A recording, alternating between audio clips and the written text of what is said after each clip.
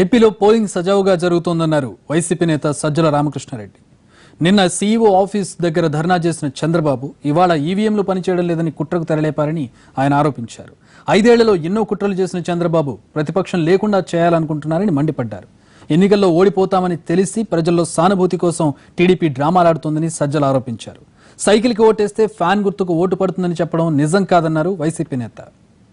ధర్నా చేయడము, దానికి అసలు సమయం సందర్భం లేకుండా ఏవేవో ఎత్తి చూపి దీనివల్ల ఘోరాలు జరిగిపోతున్నాయని ఏదో చెప్పాలని ప్రయత్నం చేయడము, దాని నుంచి సింపతి పొందాలని చూడడం అనేది అంతకంటే ఆయన ఎంతగా పతనం అయ్యారు, ఇంకా అసలు మొత్తం ఎంత దయనీయమైన పరిస్థితిలో ఉన్నారనేది నిన్న తెలిసిపోయింది.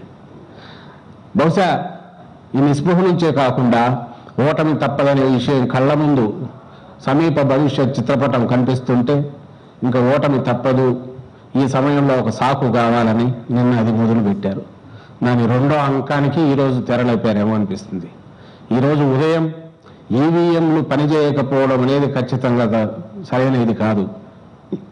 వాటిని తీసుకొని వాటిని సరిగా చెక్ చేశారో లేదో, ఏవో జరిగి ఉంటాయో, ఏం జరిగిందో, కానీ అట్లా జరగడం అనేది దురదృష్టకరం, కరెక్ట్ కాదు. కానీ అసలు దాని మీద బేస్ చేసుకొని మొత్తం అసలు ఈవీఎంలు ఏదో జరిగిపోయినాయి అనేసి ఎన్నికల ప్రక్రియను దెబ్బతీయాలని చూడడం మాత్రం చాలా ఘోరం, అది క్షమించరాని విషయం. ఆ దీని కూడా ఆయన ఈరోజు అంతవరకు కూడా తెగించి అలాంటి ఆరోపణ కూడా చేయడం అనేది